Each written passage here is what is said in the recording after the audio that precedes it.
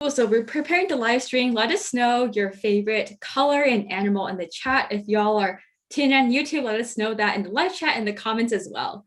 And so we prepared a very exciting set of questions. Cool. We are live. I'm just confirming to make sure it's all recorded. Cool. Welcome, everyone. We're super excited to have Adam here with us. Adam has really interesting stories to tell with y'all today, and definitely a lot of valuable lessons learned that we're really excited to share with you. And you all also submitted really interesting questions on Luma, and so super excited to be asking Adam the questions that y'all submitted as well. But before we get started, I'm gonna do a short deck of what Design Buddies is in case y'all are new to it. If you've been to other Design Buddies events, you probably know the whole spiel, but we are a community. We offer like a lot of like resources and fun topics like this. We're really trying to bring in a diversity range of design. So in the past, we've done a lot of UX events, and this time Adam has a lot of experience in marketing and also in the creative field. So for those of you who might not necessarily be in UX or interested in the creative field, Adam will be sharing a lot of insights about that field with y'all today. And yeah, feel free to connect with us on any of our social media platforms as well. If anything resonates with you today from Adam or Design Buddies, definitely share about us feel free to share takeaways on Twitter, Instagram, LinkedIn, social media, tag us while we share it. And just a couple of house rules to set some norms. Events are recorded, and this is so y'all can watch afterwards as well, or other time zones can watch our events. By attending, you grant consent, but if you do not want to be part of the recording and want to still watch the event, we're also live on YouTube as well. You can just click live on YouTube on top of your Zoom and be able to access that. Feel free to engage with each other in the chat. We also have a networking sheet, and we really want to encourage all of our buddies to connect with each other as well and support each other in your wonderful career and life goals as well, and make friends with each other through our networking sheet. Feel free to just send each other a personalized LinkedIn invite and connect that way. You also have Slido, so you can engage on there as well and submit any questions and upvote each other's. Towards the end, we like to take group selfies. This is just for fun, to just kind of for memory's sake. We'd like to do that. And we also have some custom Zoom backgrounds y'all can use if you want to, twin with us or bring some Design Buddy stuff, like use it in your group photo or wear Design Buddy stuff to your work meetings too. I do this. I don't know if anyone else does, but yeah, it's available for y'all. And yeah, just feel free to hop into Discord and just have fun, be wholesome. And yeah, so that is our house rules. And with that, we'll pass this off to Adam. And so our first question, our first thing, let's do introductions. Like, what do you do now, and how did you get to where you are today? Cheers. So that question could last a whole hour. So my name's Adam Woodhouse. I'm the head of creative at Bestbuy Canada. How did I get to where I am today? Which is a really long story. So as you can tell, I'm British. I was born in the southeast of England. And to be totally honest with everybody, I wasn't much of an academic, but I really always enjoyed playing around with technology. I loved art and design, but I was never really any good at it. So I didn't like constructed education. I didn't like going to school. I kind of just dossed around and didn't really learn anything. So at the age of 18, I just left school and I was like, I'll be a salesman. I'm good at chatting. And I turned into a salesman. And there was a part of me that was always like, I'd love to be a designer. And I spent countless on, online how to teach myself some fundamentals about graphic design, about illustration, about 3D, even about point dev and coding. So I applied for maybe 500 jobs. And I'm actually being totally honest, about 500 jobs, and I only got 2 interviews. And one was basically someone trying to scam me, and they wanted me to be a .NET developer somewhere in the south of London. They wanted me to pay to be part of that course. And another company, which was a small design company and development company near where I lived, just kind of saw me as this, like a Swiss Army knife, essentially, of somebody who they could bring in. So they gave me the minimum wage possible, and I got my foot in the door. So I was continuously trying to expand on my skill sets, and I was working with them doing mostly front-end development and some design as well. And with my illustration, which was personal, I started to get noticed. So I had like a DeviantArt account. I would post a lot of kind of graffiti and all that kind of stuff on there. And I got noticed really quickly by Adobe. So I got featured as I think the first static artist ever on the Adobe Design Gallery, which was massive. And I wasn't really prepared for what came in next. So after that, I got picked up by another agency, which was a little bit more, they was a way better in terms of the clients they were dealing with. There was a lot more exposure and a lot more opportunity to learn. So I joined them and kind of went on my pathway of kind of learning more in terms of front end dev and web design. So after that, I ended up moving to a company in London and working mostly on FTSE 250 and FTSE 500 companies.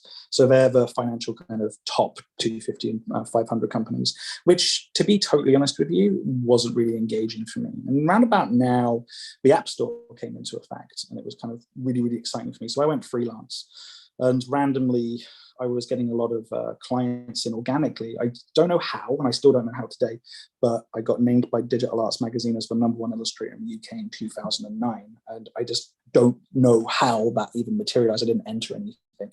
So all of this work's coming in. I was freelancing, and it was just amazing to be traveling around and meeting new people. And I was getting some freelance work from Victoria and BC.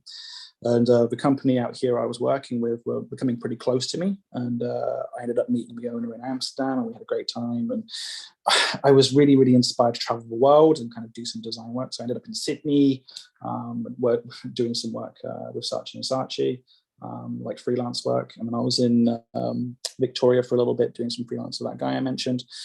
And I fell in love with Canada, and I decided to come out here. And I came out here in 2011 to live. And the first 2 years, I worked for a company here called Atimi Software. And my experience in like app design up until that point in design was like pretty basic, but I was skilled enough to get this job, and I had big enough European clients to kind of be taken seriously.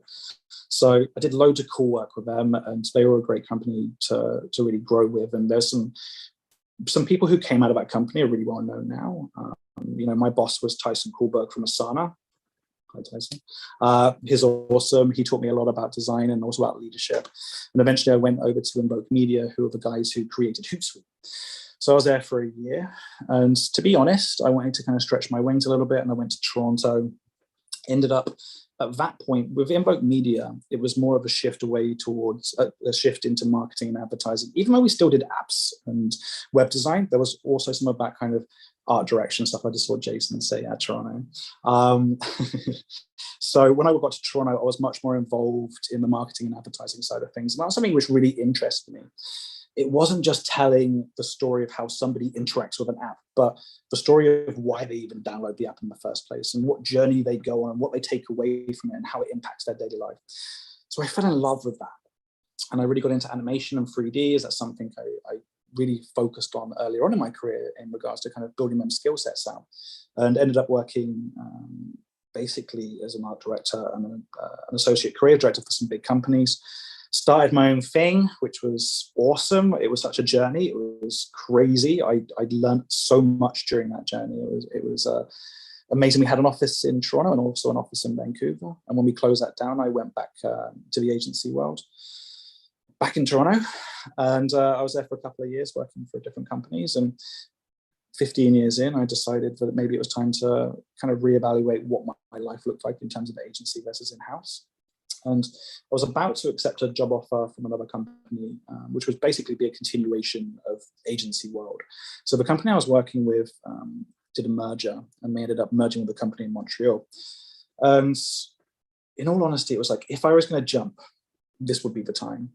And randomly enough, I got a phone call from a recruiter, and they're just like, oh, hey, like, would you be interested in going client side? And I'm like, yeah.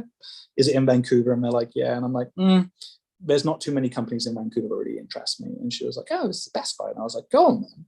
And we had a big conversation. And honestly, I didn't really think I'd get the role, mostly because the head of creative for Bestbuy just sounds intimidating. And I was just like, this is a big role. There's a lot to do. Like, Bestbuy is this multi-billion-dollar company, and they're awesome. And I got the job, and yeah, I've been there now for 7 months, and I absolutely love it. So that's my story in 8 minutes, which isn't too bad. So that's where I am now. So I'm at Bestbuy Canada, leading the creative team there, and I absolutely love it. Yeah, that's awesome. Thanks for sharing. Like lots of experience, like in all sorts of different types of companies and different types of roles as well. So thanks for sharing. No, no. Um, yeah, we're gonna try to dive into some of the really interesting questions and what people submitted. And I also saw some questions live, so we're gonna try to get through as many as we can. And so feel free to just keep submitting. We're gonna start with a hard one, or more interesting one. Is how do you define a good mistake and a bad mistake in design? Oh, so good and bad is subjective and potentially objective as well. So this is where this gets really complicated. And I know who submitted this question. I think I mentioned it to earlier. So firstly, we're talking about design, not creative. So let's just break this question down. Bad mistakes are mistakes you can't recover from, in my opinion. A bad mistake is something you don't learn from that damages people. But I think a good mistake is something you can learn from, something you can build on, something you can look back on and go, okay, how do I improve things moving forward? But also, I think it's understanding that even when you do make a mistake, which is bad, you can still learn from it. I think there's a real, like there's a 50 shades of gray answer to this one. And I think that every mistake you can learn from, but a bad mistake is something that you repeat, which, to be honest, I've repeated a lot of mistakes in my life. And, you hope to believe you learn from them. But I think the best mistakes are the ones which were bad mistakes at first, and you eventually made them into a good mistake. But you learn enough that you could change that bad mistake into a good mistake. That's probably the weirdest answer ever to that question, but I feel like that's how I feel about it. Yeah.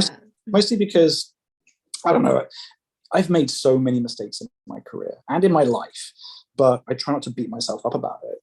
It's, if I can learn something or at least see more of a pathway which is clearer ahead of me, then I feel like I can change more of the future. And essentially, now I feel like I have more good mistakes rather than bad mistakes. And the bad mistakes are things I regret.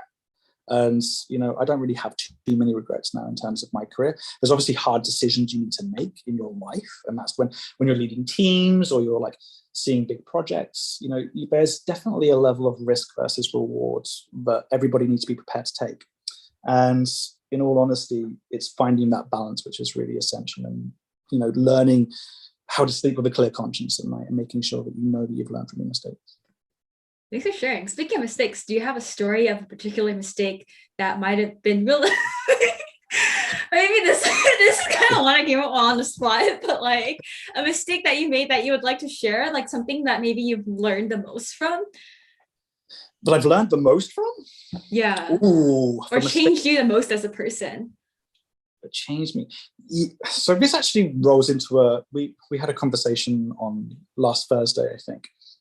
And I made the mistake of, it sounds really terrible. I made the mistake of trusting people too willingly. Now, trust is a weird and interesting thing, and trust is earned. But going in to a relationship with anybody, whether it's work, whether it's personal, and not giving them the benefit of the doubt with a certain level of trust is also wrong as well. So the biggest mistake I think that I've made in my career and in my personal life is misjudging how much trust I have put in people at different points, whether that's in business engagements, whether that's believing they'll do things on time, whether that was their technical expertise. I think gauging that level has been such an uphill battle for me and it goes back to the risk and reward thing, being able to really hone in and see what the risk and reward is has been such a huge learning experience for me. You can never get everything right, but the biggest mistakes I have made is because I had lapses in my judgment. Yeah, same here. Like I shared that story with the crazy stories. Yeah. Putting too much trust in someone as well is also a mistake I made. So yeah, like gauging and how to trust people at different points of the process is important. Yeah, of course. Thank you, Stel. Yeah, and so speaking of mistakes, our third question is how to deal with the cost of error, especially when working in a tech startup with limited resources and time. Ooh, this is one of them questions I said to you before. It's like, well, this is a hard one. How do you deal with the cost of an error? So sometimes it can be your job, which is the worst part. When you're dealing with a tech startup, you've got limited resources and limited time. People have put a lot of trust in you. and people have put a lot of trust in the process that you created. And some people will be a little bit more lenient in regards to letting you learn the cost of that mistake. And potentially you have the ability then to learn from it, and then, you have more wins than failures in your career. So at the beginning of my career, I would have, like, for every 9 misses, I would have 1 hit. Now, for every 1 hit, for every 9 hits, I'd probably have a miss. And that's just, in terms of numbers, that's generally how it works. But, you don't just get there overnight. And I think when you're starting off in your career, there's an expectation you can't hit the dartboard every time, let alone get a bullseye. So being around people who are very good at what they do and surrounding yourself with people who are better than you will help you deal with the facts that you can make mistakes and learn from them. If you're ever in a company where, the cost of an error is your job, and it's something that you couldn't really learn from, or if somebody just kind of points a finger at you, then you're at the wrong job and they're the wrong company for you. You should always be able to, once again, manage the risk versus rewards and kind of see, okay, here's the calculated risk, and this is the potential of, if I do things right or I do things wrong, what is the outcome of this? But be able to learn from other people's mistakes as well. Find out where people have gone wrong. When you're doing your research in regards to design, it's like, you don't just do a competitive analysis on websites. You look and see how they were received. You look and see if they won any awards. You look and see if they, if they did anything really, really awesome, in regards to inspiring people. Or, when you're looking at an app, you wouldn't see who's the bottom of the list. You look at the top and you'd see why. But it's also really interesting to look at the bottom of the list and see what they did wrong. So the biggest piece of advice I can give you then is just understanding what can go wrong, but what the scale looks like in regards to an error. An error can be very subjective. Yeah, like I've had, I guess, a few questions I like to ask myself is like, will this matter in 10 years? Or like, will this matter in 5 years? Will people care? And like, what's the worst that can happen? What's the best that can happen? Things like that too. Oh, yeah. I see an interesting question from like a DM. So I'm just reading it really quick.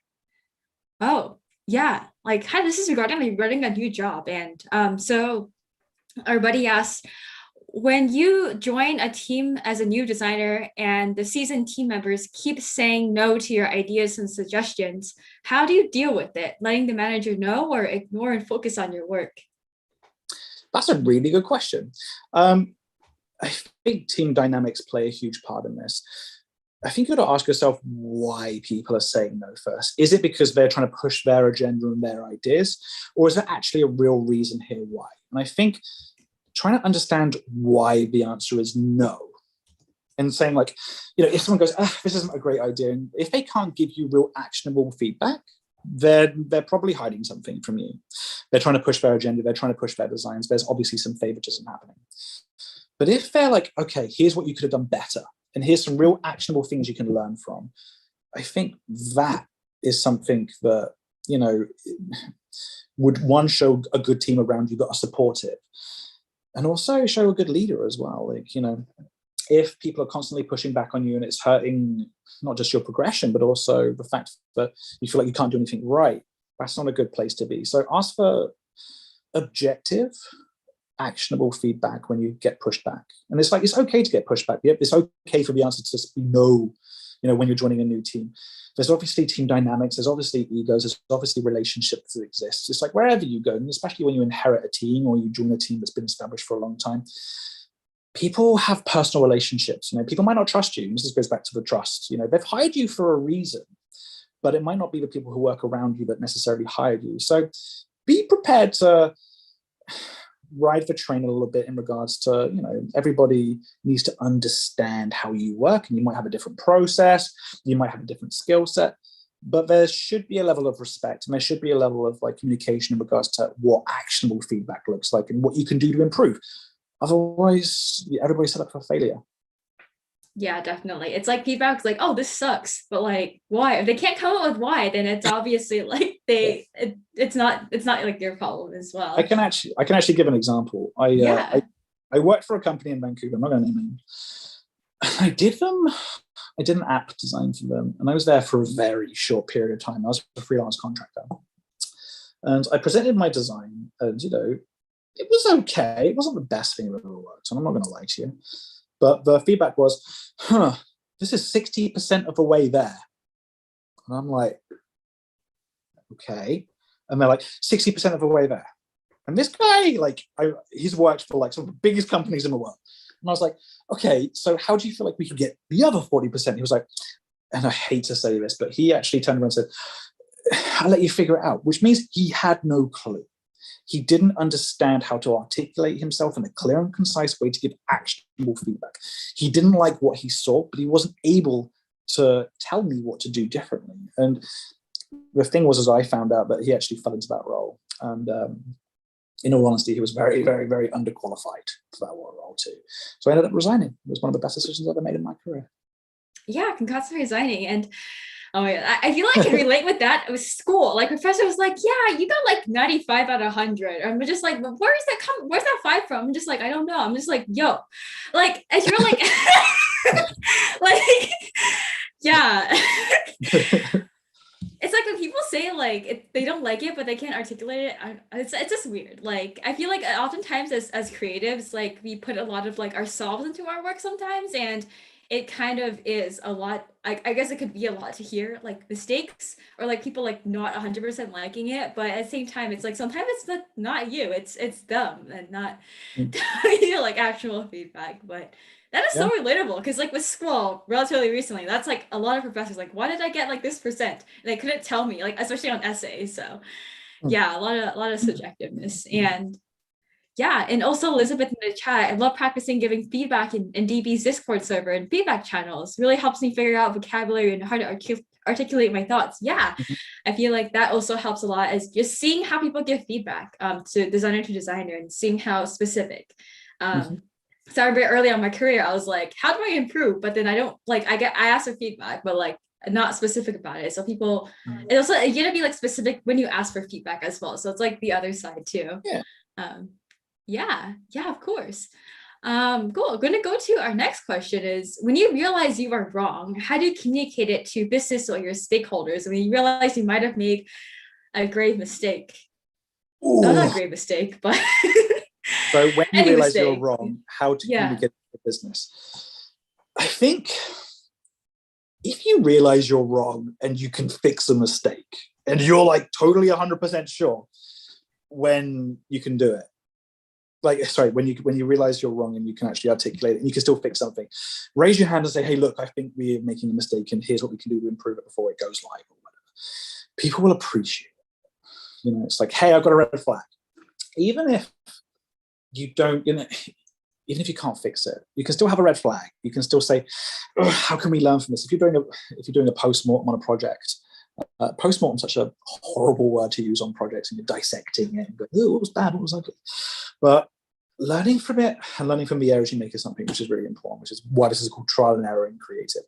But one is the ability to be self-aware. So it's realizing you've made a mistake and admitting it, and then putting essentially yourself on the line to say, hey, look, humility here. I need to raise this because I believe in the greater good of this project or the company or the brand or whatever.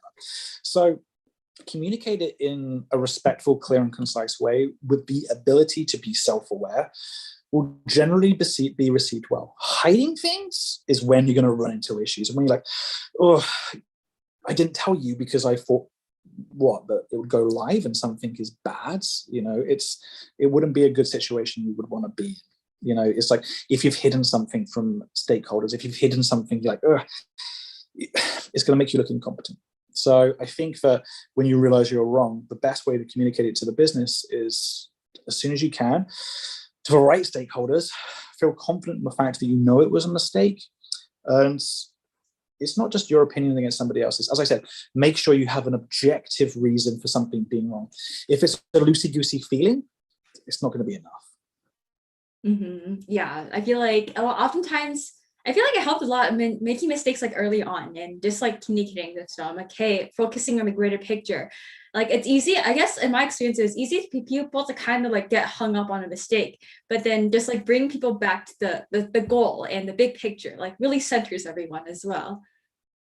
Owning your mistake and have a solution ready, or have an action plan to rectify it. Action plan and make being objective as Suno said in the chat.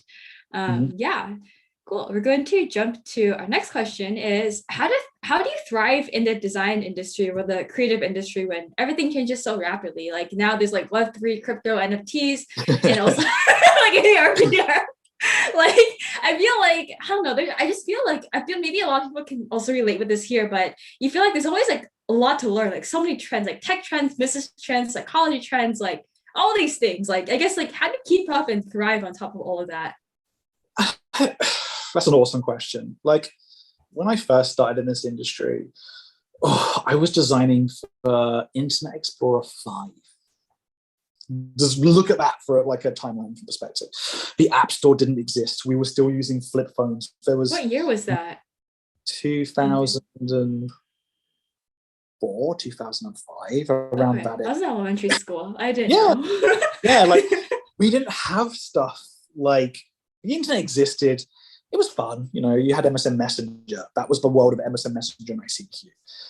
Design at that point was really, really basic. Like you would make web pages with tables. Can you imagine building a web page with a table now? CSS wasn't really a thing, and it's like the way everything's progressed has been really, really vast. It does change really, really rapidly. That being said, if you're in the right position, which is good for you and you're learning, and you're really interested and inspired by your field, you shouldn't have too many issues in regards to staying up to scratch. But when you're talking about your job and you're interacting with people, you should be able to learn stuff. Places like Design Buddies will help. If you're talking to people, not just in your career, but in your spare time, and you have a passion for stuff, there's always going to be opportunities to learn new things. Now, you can't know everything. And it's like, it would be unrealistic to ever pretend that you could. But you can know enough about merging technologies to keep an eye on stuff. Like, in terms of like virtual reality, augmented reality, and mixed reality, like I'm aware of the stuff I need to know and what's moving and what's potentially happening in the future to justify some of the rationale and reasoning of the things I do today. But that being said, I would never want to be in a position where I'm totally clueless in an area. If I see something, if I get a challenge at work saying, hey, Adam, you need to do X, I want to educate myself as much in the industry as I can to learn how to create a solution to a problem. So at that point, you need to be really, really on top of educating yourself, or at least asking people in the industry or people who are surrounding you, like who you trust, to give you the best advice you can. That's how you learn. That's how you grow. You are going to be reliable for so much of that independent learning. That is down to you. But that being said, it is also down to others to help you get there. Don't be afraid to ask questions, because that's going to help you like move with a very, very rapidly shifting kind of dynamic environment. Yeah, just being open-minded to learn, and realizing that no one really knows everything, and everyone's here to learn and open to ask questions. And I know like oftentimes like today, I don't know if anyone can relate as well, but it seems like information overload. There's like people like gotta read books, gotta read newsletters, gotta listen to podcasts, gotta watch videos, gotta attend conferences, gotta join communities, gotta engage in dialogue. Like I guess for those buddies who want to keep up with all of that, and also just like your actual work as well and life and balancing that, what would be like what would be the source that you would say, like if people are short on time to keep up with like trends, if they're interested in learning more, like what would be like the actionable items you would kind of give from your perspective on like what worked well for you? How did you like know about all these things for those buddies just like kind of like realizing it's like, oh, information overload, stress so much? So this might be a wishy-washy answer. I remember my first conference in England, and it was called Flash on the Beach. And it was based in Brighton, and it was a Flash, back then, a Macromedia Flash thing. And you would see people playing around with like giving demonstrations in Flash and action scripts and all that. I hated it. I hated the networking. I hated being around that many people when it was all just like talking about how amazing they were, and like I didn't learn anything. So, yeah, I relate. So it was like I don't know, like I don't really network too much. I've done a little bit here and there, but it's definitely things where I'm super interested. It's like I really want to articulate how important it is that you don't spread yourself too thin. Have a good work-life balance, because otherwise you're gonna just learn things you don't really need to learn. try and hone in on the skills you need to focus on and things you really want to develop. But if you try and spread yourself too thin and try and do all the things, you're not really going to absorb anything. You're going to burn out. You don't want to be in that situation. You know? Think about, okay, to get to the position I need to get to, you might need to do 50 things. Breaking them down into bite-sized, digestible chunks is going to help you get there. And understanding what that pathway looks like. So working with people who are more advanced in their career than you are can help identify that. And that's a good thing about having mentors as well, because they can say, hey, look, you want to be X, you want to go to do this. Here's the process on how to get there. How do you look at taking the right steps? Do you need to be networking right now? Do you need to be going to conferences? The answer is maybe, maybe not. You know, do you need to be learning by yourself on YouTube or whatever, like, you know, a certain skill set? Maybe that's the way forward for you at that time. But it's never a combination of everything. So the best advice I can give if you're feeling overwhelmed is just take a step back. Understand what the goal is. Try and make them digestible chunks and then attack it like that. It'll be so much easier and you'll sleep a lot better at night if you don't feel overwhelmed. Because like, I've achieved something today. Today I learned how to do something in Illustrator rather than try and recreate the Mona Lisa. You know what I mean? It's just take it in bite-sized chunks. Yeah, one step at a time, and have a goal, and just think of like what you're learning as how you can relate it to your end goal. Like if you're interested in UX design, learning like information architecture, or learning like hard sorting or something, and just one step at a time and just seeing how it relates to the big picture. Like at least that's what helped me feel overwhelmed, like kind of transitioning to design from completely different field of engineering as well. So yeah, one step at a time. And I can totally relate. Conferences are basically like when I go to every social event, people talking about how great they are without me learning anything. So like, yeah, you really put that feeling I have into words. And that's why I don't like networking. Like I'll be honest, like I think I've been to, I can count how many events in person I've been to on like one hand. And I've hosted like 2 of them. We have a free flash on the beach. I'll be honest, I just got wasted for a weekend. It was great. And I got paid to do it. I didn't learn anything. I actually went back to my job and was like, I don't think Flash is the future. And they just kind of went, we spent £1,000 on sending you here. And I was like, yeah, I know. I'm telling you some really important information. And they're like, oh, you're right. Yeah, I know, right? Like, look where we are now. But it's also like, if you're one who's paying for the events and paying for the progression of your career, be frugal with your money. Like, don't spend like $1,000 going to something which you really don't know won't benefit you in a really clear and concise way. Have an agenda of things you want to learn. Make sure that you're talking to the right people. Reach out to some of the speakers beforehand. You know, that's probably my best advice. Like, if there's a speaker that you really want to see, YouTube them. See if they have something that you might already be able to learn from them. You know, if it's networking that you're looking for, a lot of this stuff can be done for free and online. You know, like places like here. You know, and I think I've told you this, Grace. It's like, if you're reaching out to somebody and they don't get back to you, they're probably not worth their salt. You know, and it's like, I apologize for people I haven't got back to yet, but I will get back to you because I value your time. And, you know, I think it's important to try and help other people progress in their career or find a job or whatever. But in all reality, if somebody doesn't want to get back to you and they just go, you can see me at my event or whatever, then honestly, what are you going to learn from them? What are you going to take away from them as a human being? If they don't want to give you the time in 10 minutes or even half an hour of their time, nobody is too busy to have a conversation. I'm sorry, but, you know, that just isn't the way the world works. Now, a lot of people are busy, and I get that. A lot of people juggle jobs and families and all of this stuff. But if somebody reaches out to you and says, hey, look, I need help, and I think that I'm looking up to you for advice, if they're, you know, and they don't respond, or if you see a little like a little eye icon or whatever, they've seen it, and they don't get back to you, reach out again. They might have been busy, and that's fair enough. But if they just continuously ignore you, that's not a good role model for you in your career or in your life, in my opinion. Sorry, I'm being pretty much, but it's true. Oh, no worries. I actually have some examples. Like, I remember, I don't know, like really, really short about my networking journey and how people ghosting and how people change after I got a job and ghosting now. But yeah, like really quick, when I was getting a job, when I was trying to like really hard to get my first internship during COVID, I sent 400 connection requests on LinkedIn from what my mentor told me, and 100 people accepted, and I had 30 coffee chats, but majority didn't get back to me or didn't even respond. And later after I did Design Buddies and Design Buddies blew up and all that, they started reaching out to me. So I don't know, just for some perspective, I know oftentimes a lot of our audience is looking for jobs, and networking is also a way to get a job.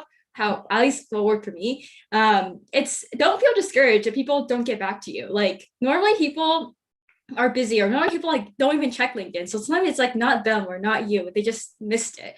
And it's also a numbers game. Like I like 400 requests, 100 acceptance, 30 chats. So I had a friend who did the same thing, who sent 2,000 connection requests and stuff to get a job. So it's a numbers game, and I just want to say, like, don't get discouraged. Yeah, it is crazy. Honestly, it's not, it really is a numbers game. Like I think I mentioned, like I applied for like 500 jobs at the beginning. I really did, you know, and eventually, so as I said, some of them darts will hit the dartboard. And yeah, it's tea. It's a bit cold now, but I drink like. What kind of tea? So behind me is a Chinese apothecary cabinet full of tea. Oh, wow. There is probably about 3 lifetimes worth of tea behind me. And there's another one over here.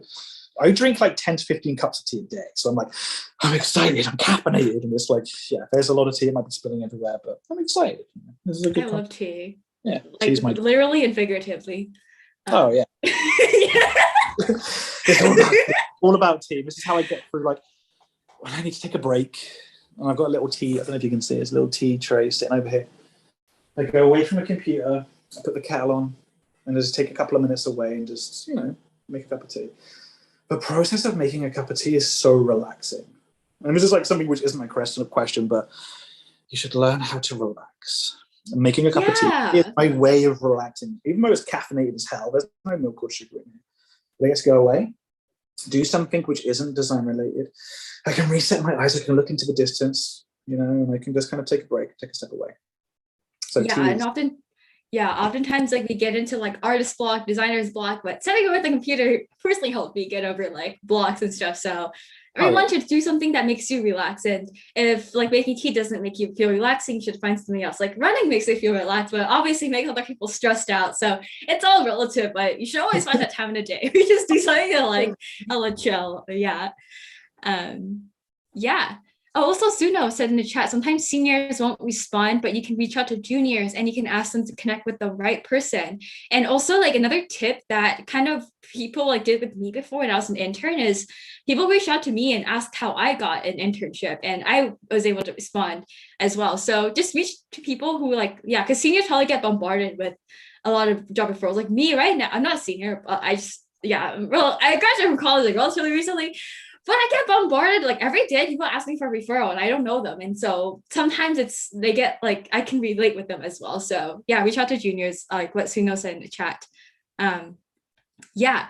So we're going to hop into our next question, which is, what is the best advice you've ever received in your creator career? And what is the worst advice you've ever received? Oh, I don't know if I should say it, but it's the best advice I've ever got, which is scary when you think about it. I don't know if I should repeat it. I don't think I can, which is the worst part. Reach out to me directly if you want to know the best advice I've ever received in my career. I'll chat with you afterwards on that. Yeah, I wouldn't want to say it publicly, but it is true. Okay. The worst advice I've ever received is, you know, I think that follow your passion is the worst advice I've ever received. Yeah, it's really so vague and really not actionable. Like, follow your passion. Yeah. It's like, my passion's tea. You know, design is my job. Like, I'm passionate about my job, but I'm also really good at it. I don't want to be like self-fulfilling or anything. Your job should be there to, you know, feed your passions. It shouldn't just be your passion. If you're doing something you love for money, you'll very, very quickly fall out of love with it. I tell you that now. So it's like, you know, one of the things I wanted to do was open a tea shop because I love tea. But the truth is that when I start to monetize it, it turns into a business. It doesn't, There's always tax stuff I have to deal with. There's this general public thing I have to deal with. It isn't a passion anymore. And I think that following your passion is just one of the worst pieces of advice you can get. But it doesn't mean you can't be passionate about what you do and care and love what you do on a daily basis. But a job is that. There is a career path, and you should be really good at that. You know, if you're passionate about something, that's great. You might not be great at it. Like, I'm passionate about playing the drums, and I suck about playing the drums, and I'm not good at it. It is not my career path. I'm good at design, but I'm also passionate at it. But following your passion is probably some bad advice. And I think there's actually a talk. I think there's a talk on something about YouTube. I think a guy, you know, he mentioned it was probably some of the worst advice. And I don't disagree with him, because it's always like, follow your passion. I'm like, but I am kind of, you know, but if I have other passions, should I follow them too? Defining what you're good at and seeing a career path from you and something you can, one, be happy doing, be fulfilled in, earn a good wage, create a good like work-life balance. You know, it's one of them things which is really important. And that's probably the worst advice I ever got. I'm trying to think of a good piece of advice I got, other than be yourself, which is true. Be honest in your career.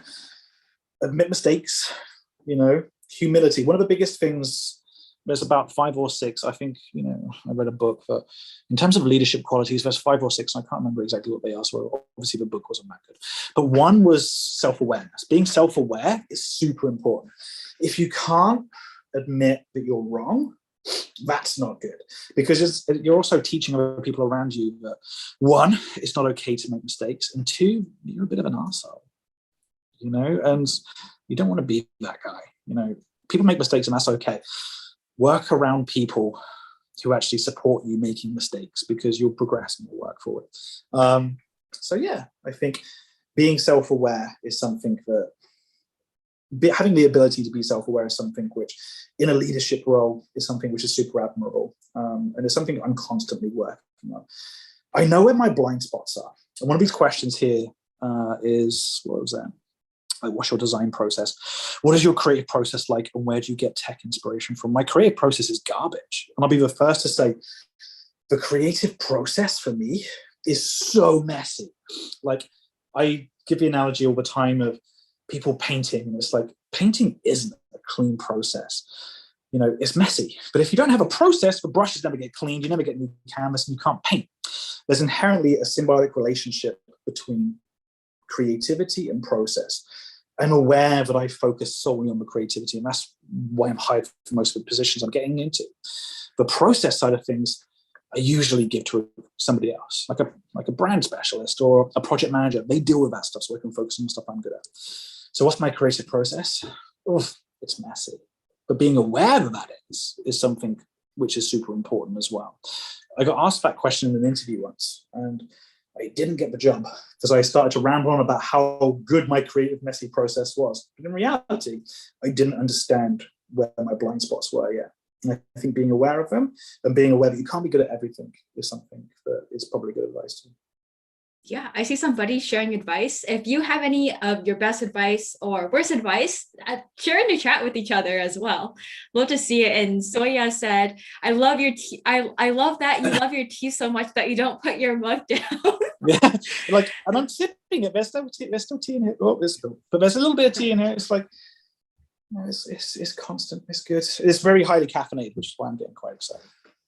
Mm-hmm. Yeah. Speaking of self-awareness, how did you develop your self-awareness skills? Like, if people don't know their blind spots, is it like process of working with the mentor, asking for feedback, just being brutally honest with yourself, or like, how do you improve your self-awareness for buddies here? I'm going to tell a really hard story that is going to touch upon a couple of areas which I think is important. Self-awareness for me has been an ongoing journey. The first time I think that I would really admit was a changing point in my career and my life. I was working for a company in Toronto, and I was working on a huge project, and we essentially had a mutiny against the creative director. He wasn't doing a good job, and we saw that we could basically step in and take over that project. But neither of the person and me who went into that role eventually knew what we were up against. I was an associate creative director. I wasn't a creative director at the time.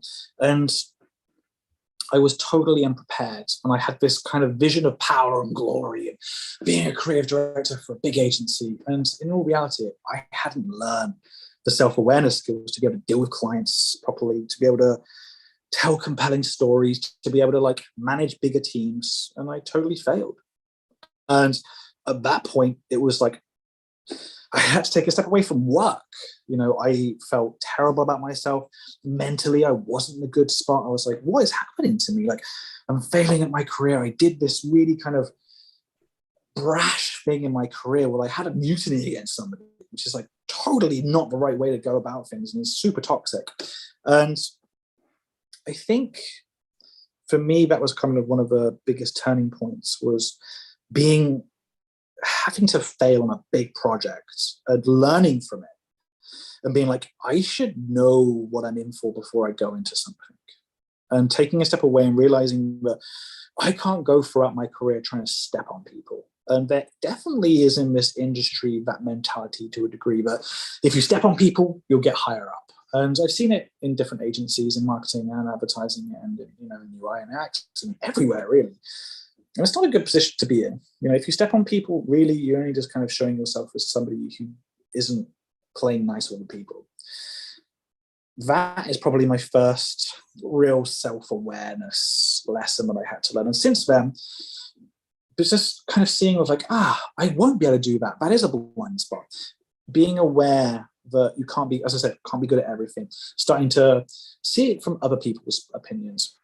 Having empathy is one of the biggest skills you can ever gain in any industry.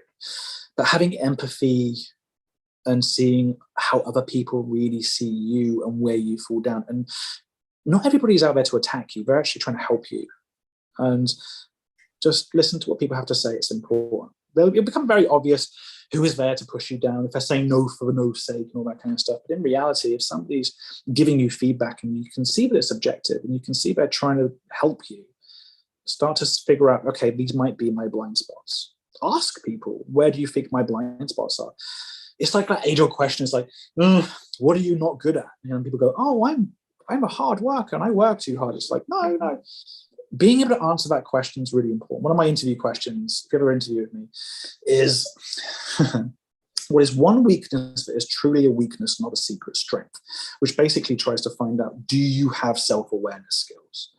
Because if you're like, you know, I'm too passionate, or, you know, I work too hard, or work-life balance is really hard for me, it's basically you're saying you just work a lot. Being aware that you're not good at process, being aware that you can't code for love or money, being aware that you just hate Illustrator because you really love Photoshop, but you're willing to learn.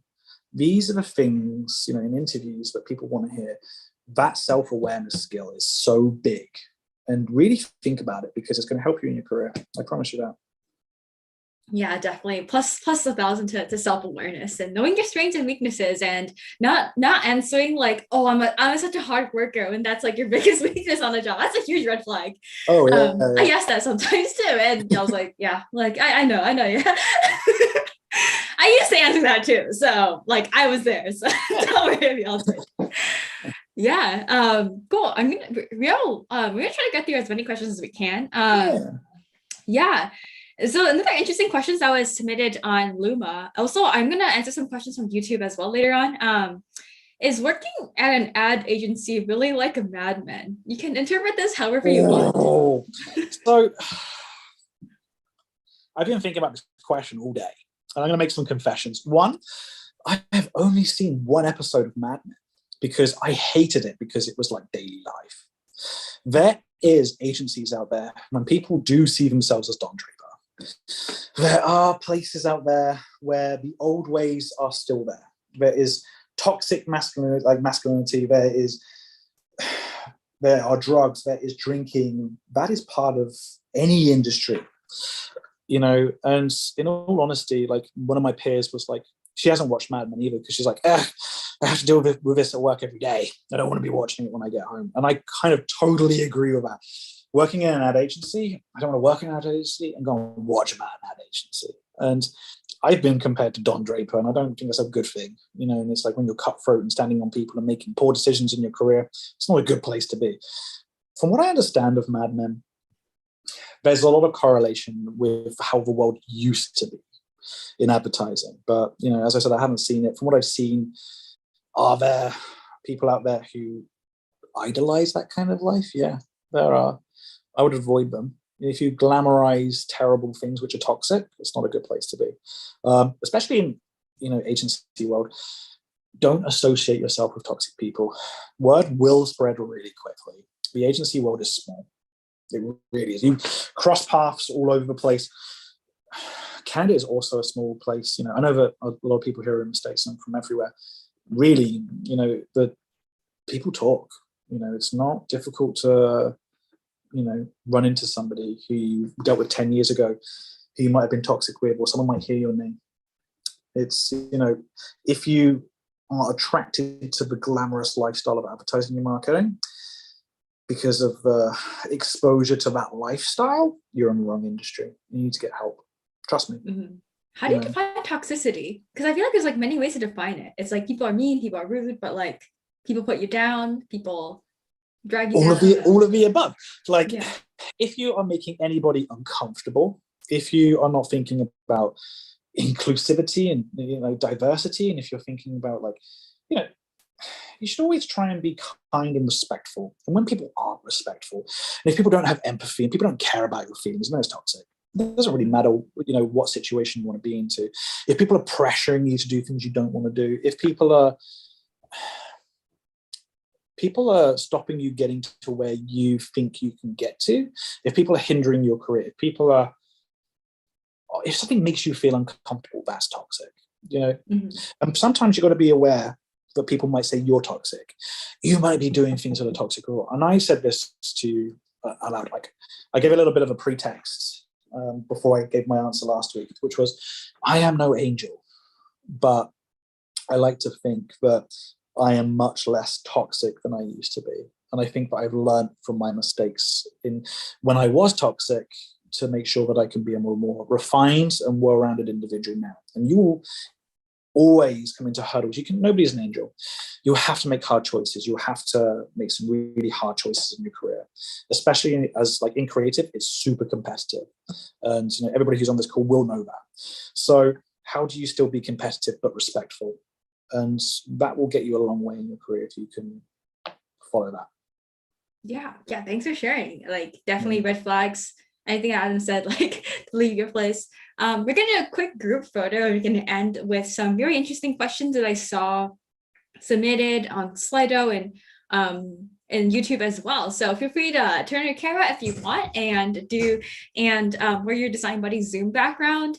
As we do so, I'm gonna do one more quick question. Is I guess, like, a lot of our audiences are relatively young in their career, and what's it's like your best advice for, like, recent grads? Like, I guess, like, think back to when you're in that time, or I guess, like, in that, like, finding your first job, like trying to get their first designer role / what would you tell your younger self? And anyone is welcome to turn your camera. I'm gonna do a group photo after this too.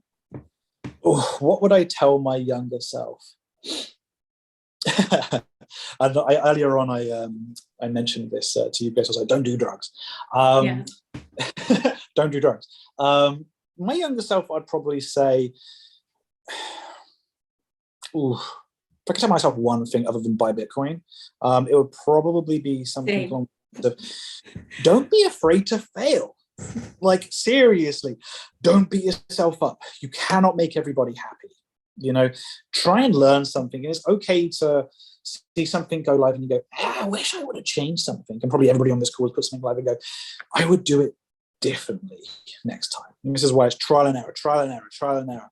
You can never get something 100% right. I think there's only one instance of something where I can say, you really hit the nail on the head and did really well. But in my career, and there's only once. But and in terms of what advice would I give to recent graduates trying to get their first designer role?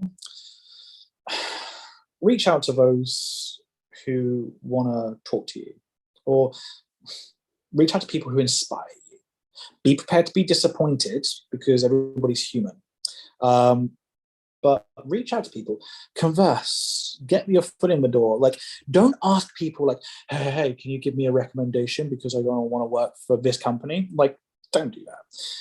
engage in real conversation, learn about people. And you know what? If you're sharing your work and trying to learn from somebody else, they are more likely to recommend you, and it's like, try and build lasting relationships. Try and not burn bridges, which is really hard sometimes in your career. Sometimes you're going to get fired.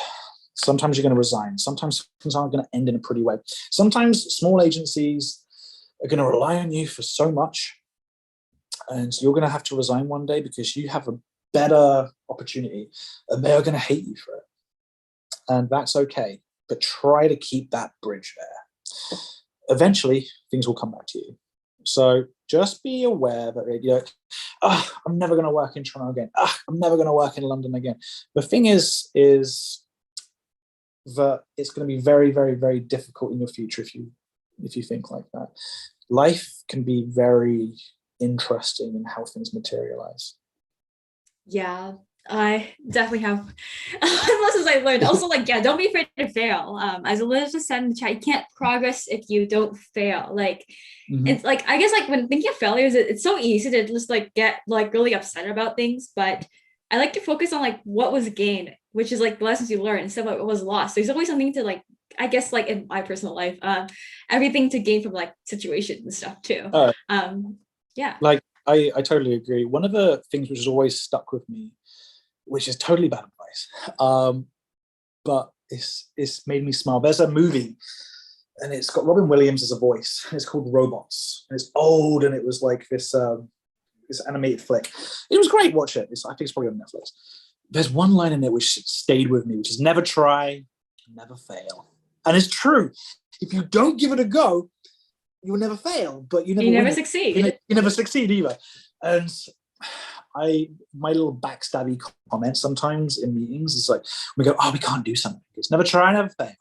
And you know what? This is something which has stuck with me throughout my whole entire career. And I honestly believe that trial and error is something that everybody needs to be open to. But you need to try, because you've got to be prepared to fail. You've got to be prepared to fall because you've got to get back up. Yeah, exactly. Feel free to turn your camera if you want to do a group photo. We have an interesting question about networking submitted on YouTube, and there's some more questions. Okay, and some questions are submitted on Slido, but let's do a group photo first really quick. Feel free to turn your camera. I feel at this stage everyone's Zoom burnt out, but we really appreciate y'all for coming. Yeah, no worries. We don't have a webcam. Feel free to react. You can also make a reaction. You can clap. You can have a smiley face. And so I'm going to count down 10 seconds. If you're camera shy, you can still react. And for those on YouTube, feel free to join us on Zoom if you want to be on our camera as well. But just hold your reactions. I'm going to count down 10 seconds for everyone to turn on the camera. Feel free to grab whatever object you want. I see Elizabeth Shark and Adia's Tiger, and I have Fluffle with me. Fluffle's our friendly mascot bunny. All right. 10, 9, 8, 7, 6, 5, 4, 3, 2. Keep reacting. 1. Smile. I'm going to take a couple and choose the one everyone looks the best in. I love how I was sipping on tea. All right, let's do wave. If you want to keep reacting, this will all be on our story. So, and Design Dog Buddies. And if you don't have a webcam, you can react. I love all the reactions. I started doing that recently as well. And we're going to get through as many questions as we can on YouTube, Slido, and everyone. All right. I'm going to get my window open bigger. All right, ready? So you can wave, you can dance, you can dab. This is for our Instagram story. Oh, yeah, I love how Elizabeth has her shark waving. Ready, set, wave. Hello, buddies. We are at a wholesome AMA about trial and error and creative with our friend Adam. Thank you, everybody, for coming. Love to see all your reactions and Elizabeth's shark waving. Love it. All right, catch the recording on YouTube. Cool. This is for our IG story. We like to do this, spice things up.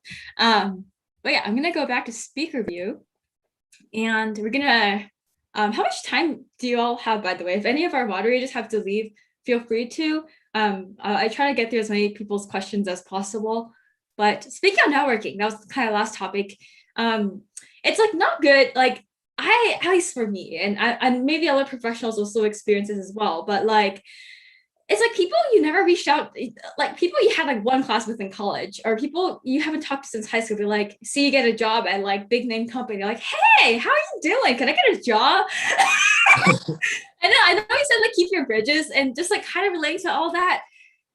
I guess like what's because yeah. It's like how do you reach out to people in a way like to get the further in your career, but not sound like you're using them. Just you want to connect with them just so you can get a job.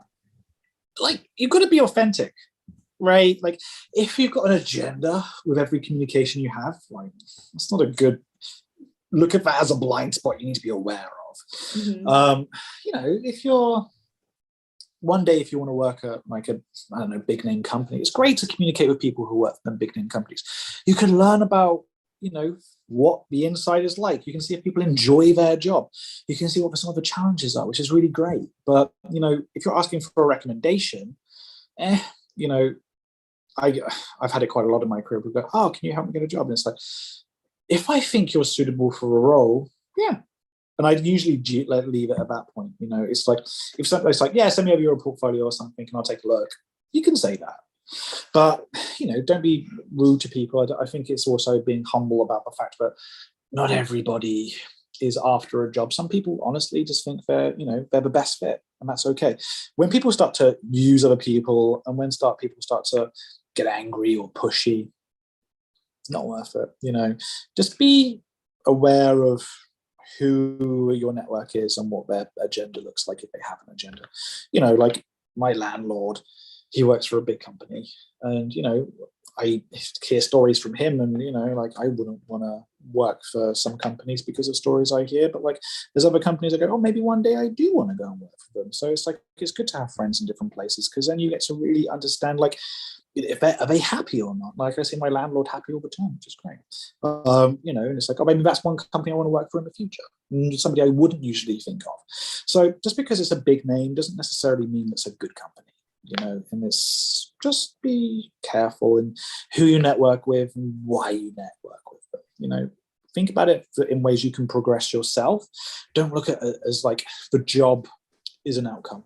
You know, it's like generally if somebody thinks you're good for the job, say, oh, hey, how are you doing? Nice to say hello. That's good enough. You're now on that person's radar, you know, and that's a good place to be. And eventually they'll reach out to you, you know, if you are suitable for a position that they are thinking of. It's a delicate balance here, but I wouldn't use anybody for a job. That's not a position I don't think anybody wants to be in, you know.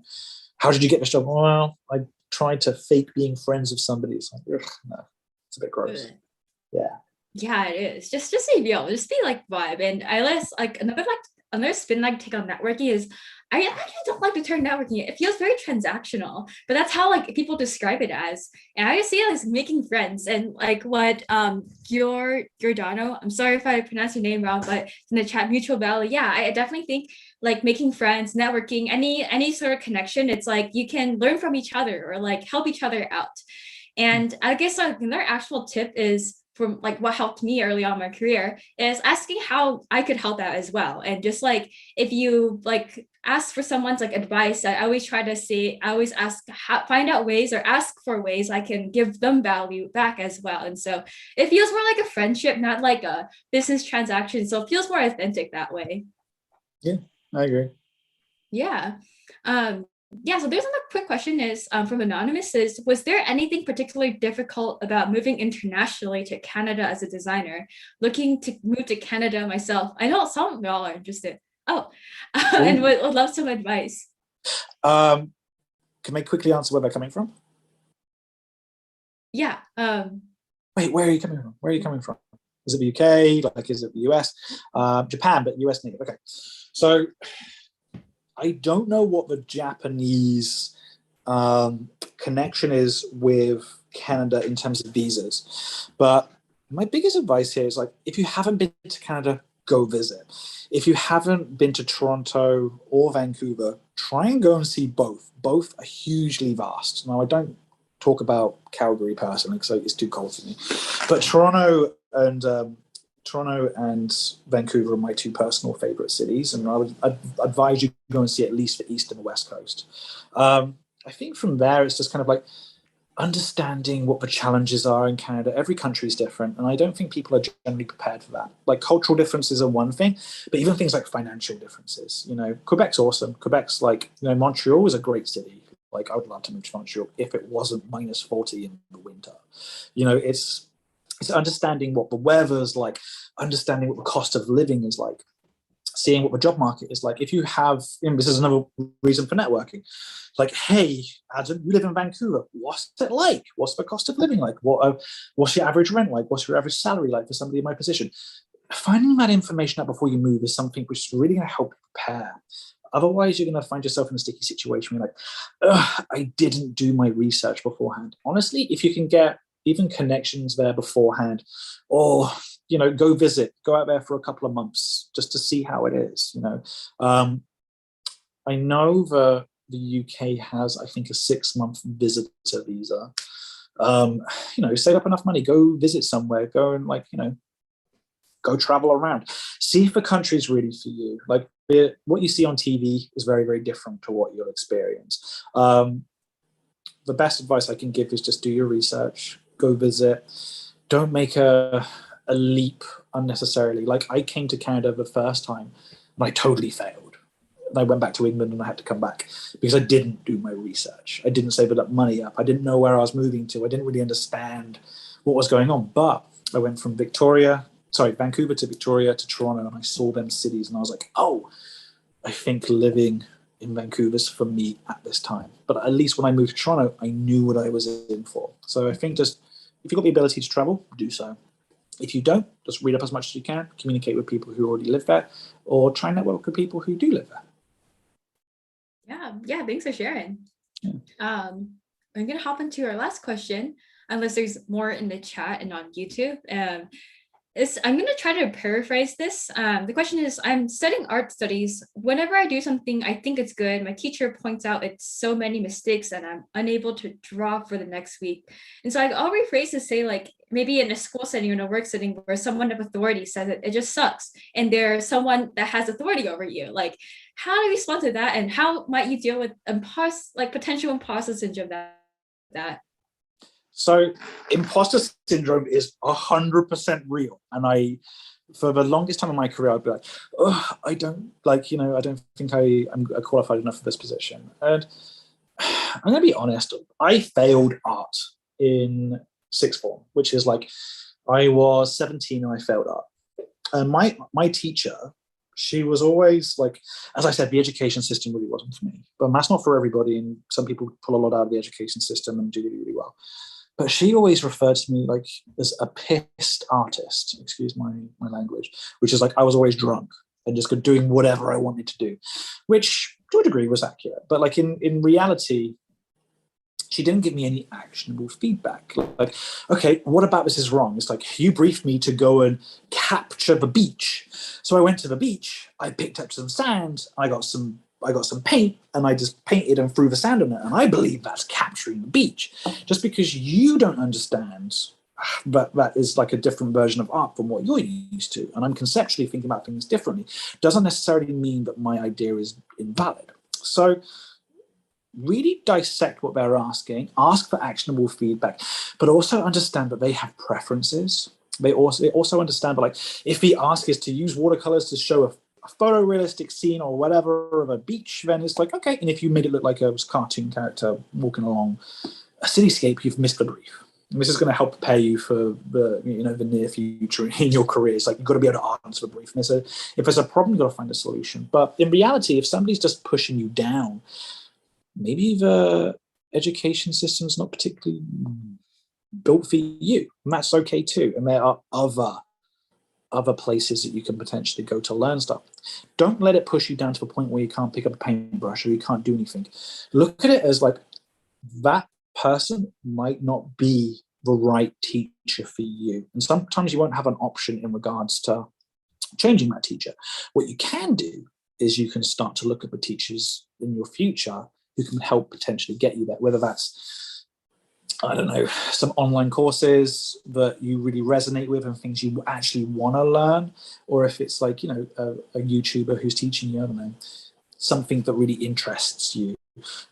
your education, and I will be blunt when I say this, when you apply for a job with any of the positions that I've been in, the last thing I'll generally look at is your education.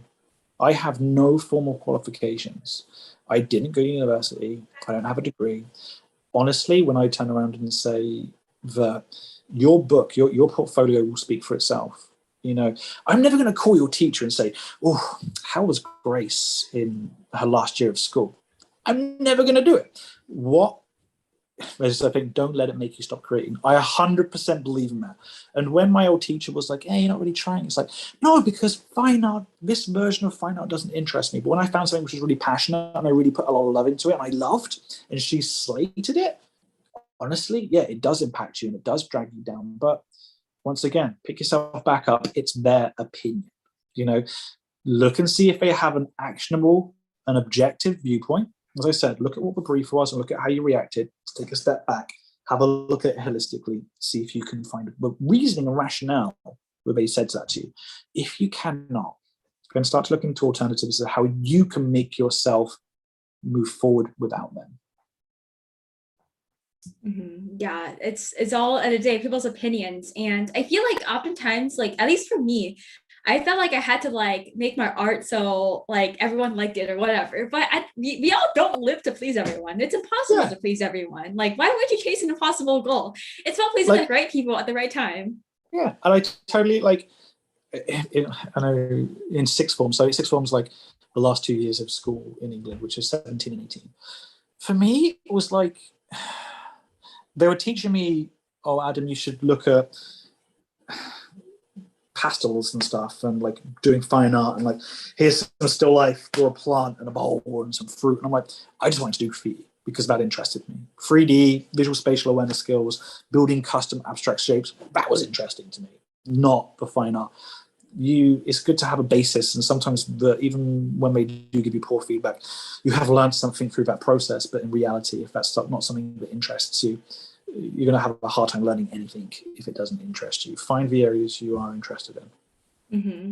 Yeah, and just to respond to something in the chat, my head of a major engineering department in my school told me that I'm doing everything well with my career by switching from engineering to design. So I can resonate with you on that, having professors telling me I'm doing everything well in the career. But I always had a chip on my shoulder, and that's why I decided to work really, really hard in design, because that motivated me. I feel like, at least for me, like the desire to prove someone that previously was a position of authority telling me I can't do something wrong, it gives me a lot of satisfaction.